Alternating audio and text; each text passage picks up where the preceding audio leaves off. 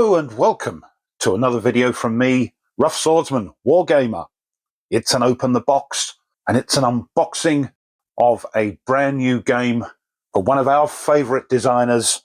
It is, of course, Miracle at Dunkerque, the British withdrawal from France, May to June 1940, designed by Hermann Luttmann and published by Legion Wargames. And I must thank Herman and Randy from Legion Wargames for sending me this because of a story I told about my granddad Jock and his narrow escape withdrawing from Dunkirk. So, what's all this about? In May 1940, the German army invaded, and in a matter of a few weeks, they defeated the combined armies of Belgium, France, and Great Britain in a series of vicious battles. The BEF, British Expeditionary Force, along with scattered French formations, were forced to retreat towards the French coast, resulting in approximately 400,000 men being surrounded in a pocket around the town of Dunkirk. Rescue operations commenced to evacuate these forces to England, and Winston Churchill, the new Prime Minister of Great Britain, was hopeful that perhaps 30,000 men could be rescued from the trap. Admiral Sir Bertrand Ramsay was put in charge of Operation Dynamo, the goal of which was to send ships of every conceivable size and shape to evacuate these soldiers from the beaches of northern France. Through skill, determination, heroic fighting, and some good fortune, the operation was able to rescue over 330,000 men from the Dunkirk perimeter. A truly miraculous feat. There we go. So, Miracle of Dunkirk is a solitaire game meant to recreate the tense situation of those 8 days in late May and early June 1940. This game is not meant to be a detailed historical recreation of the event, but rather it attempts to capture the spirit of the decision-making challenges faced by Allied commanders to extricate these trapped soldiers from certain capture or death. You must perform various operations, ground, naval, and evacuation during the game turn to simultaneously defend the perimeter with your combat units, organize evacuees along the beaches and moles, and navigate naval vessels to pick up and deliver the evacuees to the safety of Dover, England. You obviously cannot save all your units, so you must choose who will stay and fight in order that those others who do escape can live to fight another day. So, what have we got? Here's the map. We've got the Axis counters, Allied counters, and some game markers shown here. The game scale, unit size for the Axis is division, and for the Allied brigade. Map scale, area and point to point. Turn scale, 1 day per turn. Scenarios, just the one. Playing time, 4+ hours. And here are the credits. Game design, as mentioned earlier, Hermann Luttmann. Development, Don Herndon. Map graphics, Edmund Hudson. And counter graphics, Edmund Hudson and Randy Lyon. And the production, Randy Lyon. Game components, 22 by 25.5-inch map. Rulebook, 200 each game counters. We'll see what that means when we get the box open. 117 game cards, poker-sized, multiple player aids, and 7d6 dice. Number of players, 1, of course. Game complexity, medium. And the solitaire suitability, of course, right up there, high, as it's a solitaire game. Right, let's get the shrink wrap off. The shrink wrap is off, so let's open the box.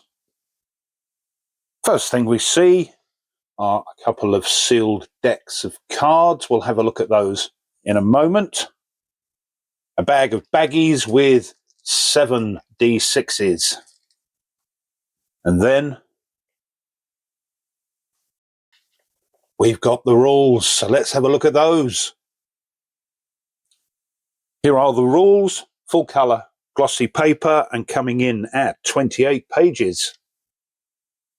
Couple of quotes here, one from General Alan Brooke, "Nothing but a miracle can save the BEF now," and another from the other side, Wilhelm von Thoma, chief of the tank section of OHK, and he said, "You can never talk to a fool. That Austrian painter spoiled the chance for victory." So we've got a table of contents, a repeat of designs and development along with playtesting. And there's Hexy there, Jeff Fry. Introduction, which I think is on the back of the box.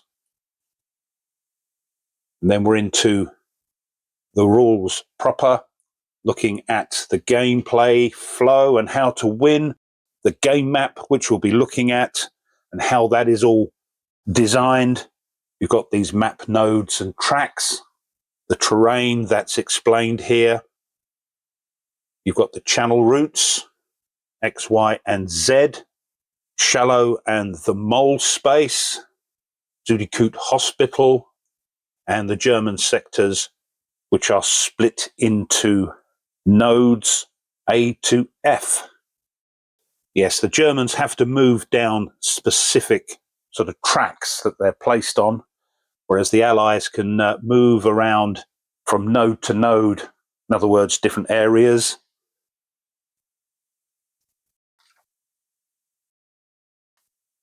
Then we've got the components. So Allied combat units, how they are printed. So down at the bottom left, we've got the combat factor, the defense factor on the other side, a cohesion number. The little M tells us it's a motorized unit, and you've got the unit ID across the top. The reduced side has this bar, and of course the numbers go down, combat and defense. You've also got fresh and battle-worn Allied combat units. That little diamond there tells us it's a fresh unit. And here we can see some French, and there isn't a little diamond, so they are battle-worn. Most British brigades consist of two counters, the fresh counter and the battle-worn counter. So yes, what happens is if they get reduced, it gets flipped. Then if it gets reduced again, you get the second counter out, which I think, yes, here they are. They've got a slightly different color, which shows you then they are battle worn, and then you can flip this, and then if it's flipped again, they are removed. So 4 steps, and there are 3 British brigades that start battle worn, so they've only got the 1 unit. So there we are. We've got a GHQ unit, and here are the Germans. They don't have a reduced side. These are flipped when German reorganization occurs.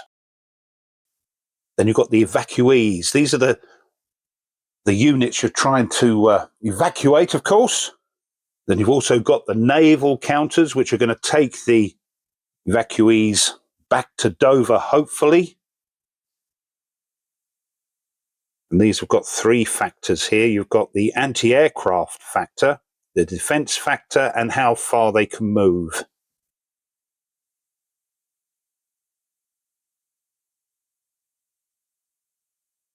Then we've got these cards, which we'll have a look at. You've got the turn order cards, which you have to get through per turn. And those tell you which side activates and what actually happens. And these are the things that can actually happen. You've got event cards, channel attack cards, and German activation cards. We've got some player aids, which we'll have a look at. The dice, yes, 7 of those. And you're told we need a bag or container to put those evacuee counters in so we can draw them randomly. Right, now we're into the sequence of play. We've got the turn setup phase, the actual activation phase, and the turn end phase. And those are explained here. Then we've got a GHQ command action and how that works. there's certain things you can do with that once per game turn. Then we've got these event cards, which may turn up with those turn cards. And that explains what all those are about. How Luftwaffe attacks occur.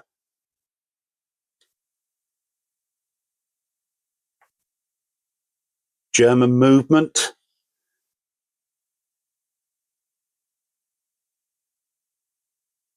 Quite a lot on that.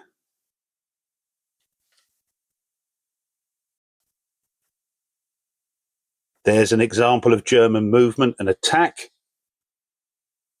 It's always good to see. Ground operations. That's when we try and move and stop the Germans from encroaching down to the coast.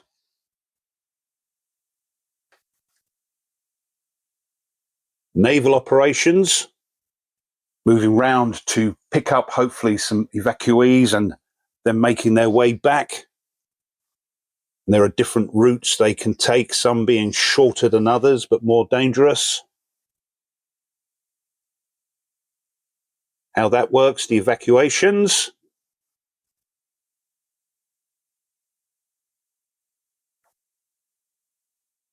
Yeah, bit on that because that's the point of the game, really. Get your victory points.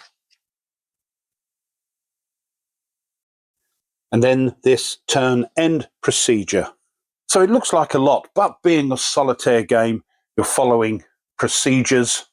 And once you've done it a few times, you're just going to get into the swing of it. Victory points determination. Oh dear.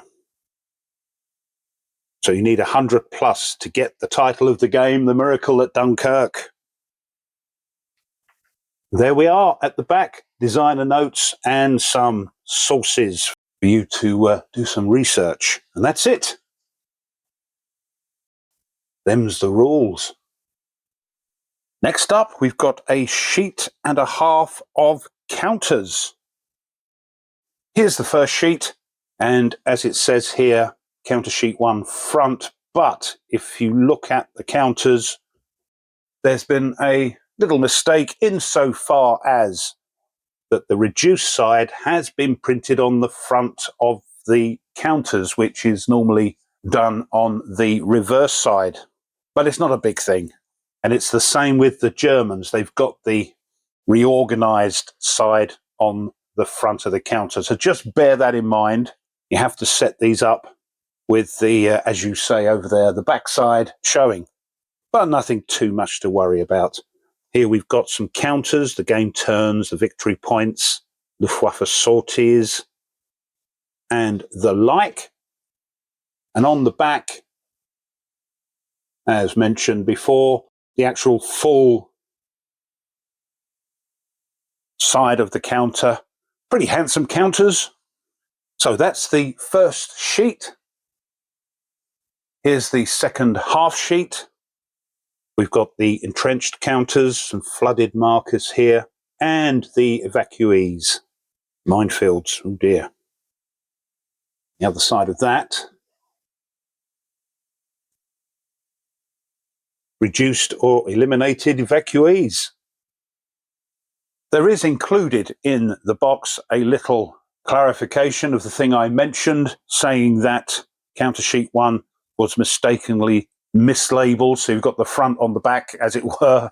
But there we go. Just showing you to set up with the before reorganization counter side. Then we've got some player aids. Here's the first one. A single-sided game setup card.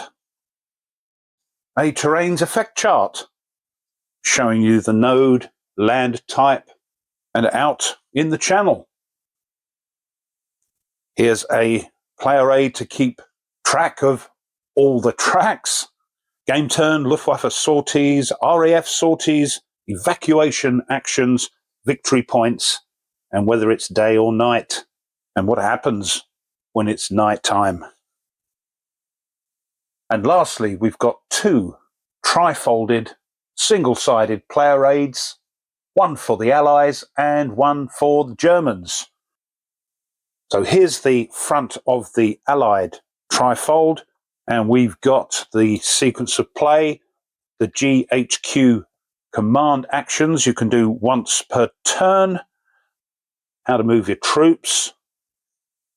And on the second page, we've got the naval operations, the evacuation operations, what happens in Zuidikoop Hospital or Zuidikoop, this channel route X, which at the start of the game is closed, victory conditions, the event cards, and these event markers and how to use them. Here's the German player aid. Again, starts off with a sequence of play. Then we've got U-boat and E-boat attacks, German reorganization, where we flip those counters, any reinforcements they get. And on the other two sides, we've got Luftwaffe attacks and their German movement and attacks. Next up, we've got those cards. So let's get these open and have a look. There are 4 different types of card. Here's the first one, this turn order card, which you'll turn over, and that will decide what happens for that phase of the turn. There's 17 of these. You've got to get through them each turn.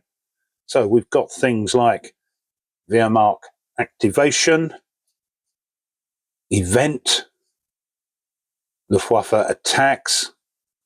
Here's the British movement cards with the different corps on them, French, naval operations, and evacuation operations. So these are given a nice shuffle every time, and that randomly determines what happens per turn. Depending on what that turn order card says, you've got the channel attack cards. Now these are multi-use, depending on what's happening. This is the part of the card you'll use. So there's lots of those.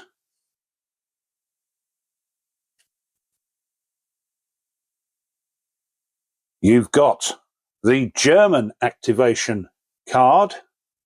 Again, depending on whether it's a Luftwaffe attack or Wehrmacht activation, that determines which bit of the card you use. And if I remember rightly, especially for the Luftwaffe attack, you need this to be as negative as possible, because that determines how many attacks they're doing on you. But there we are, lots of those. And then a nice large deck of event cards. I won't show you them all, but some are good, some are bad, and some are terrible. There we are. That'll keep you busy. Incidentally, about the cards, they're not bad quality. They're nice and, as I call them, slippy, so you can shuffle them easily, but I will still sleeve them. But just to finish off, we've got the map. So let's have a look at that. Here's the map. It's slightly smaller than a sort of standard map you get in most other war games, and some people say it's upside down, with north down this way, and merry old England, as you can see, corner of Dover there. But you soon get used to it. So that's south, east, and west. So here we can see all these nodes. They are done alphabetically from A, this side, right across to Q, it looks like. And these are the tracks that the Germans will move down, and the Allies are sort of set up around this area, and they've got to try and push up to the sides and the top to try and keep those Germans from encroaching too quickly down to the coast, because here is where, of course, the evacuees are going to try and get back to Dover. And we've got tracks for the naval units that are going to do that. Some are big, like destroyers. Some are small, like fishing boats. But this one, I believe, at the start, it's a nice short one, but it's closed at the beginning of the game because I think it's heavily mined. This one is the next shortest, Z, but as you can see here, we've got some artillery. So as you pop past, you're going to get shot at. And this is, I was going to say the safest. It's the longest, but you're then going to get U-boats and E-boats trying to have a go at you as well. We've got the jetties, and here's the mole. And these S's are for shallow, I think, if I remember rightly. And the arrows telling you how the evacuees move on from the coast into the shallows onto the boats. And just to remind you, because it is upside down from most maps, reminding you that this is actually, looking from the Germans' point of view down, this is actually the left flank. We've got the centre and we've got the right flank. But as I say, it won't take you long to get used to that. That's it. That's everything in the box.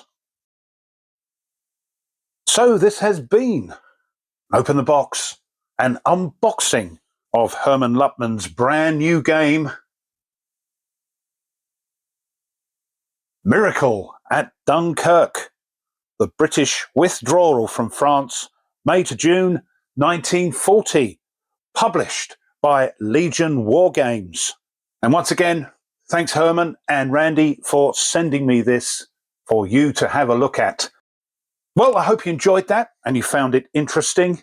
If you did, and you haven't done so already, there are still quite a lot of you that watch the videos that haven't subscribed. So have a think. Would be wonderful if you do decide to subscribe to the channel. Helps a tremendous amount. The other thing is pushing the thumbs up, the old like button of the video. That tickles the algorithm and gets it out to more people. And if you want to be informed of other content the channel uploads, then make sure you push the bell. But make sure you push all notifications, otherwise those tinkers at YouTube might forget to tell you. As always, I encourage you to leave a comment. I know there's been a few unboxings and even a couple of playthroughs. But what do you think? By the looks of it, it's going to be pretty hard to get that miracle at Dunkerque with the victory points, but that's what makes it a well-balanced game, if you like, for a solitaire game, and making you come back for another go. But let me know what you think, because I love to read them. Thanks as always to my subscribers. Appreciate it tremendously. Thank you. And just before I go, if you wish to support the channel a little bit further, you can buy the channel a coffee with Ko-fi, and there's a link for that in the description. Or if you wish, you can push the super thanks button, hidden away, I believe, in the 3 little dots at the bottom right of the video. No obligation, of course, but if you decide to do that, the channel thanks you. Right, I hope you can join me for the next video. So until then, as always, you take care and goodbye.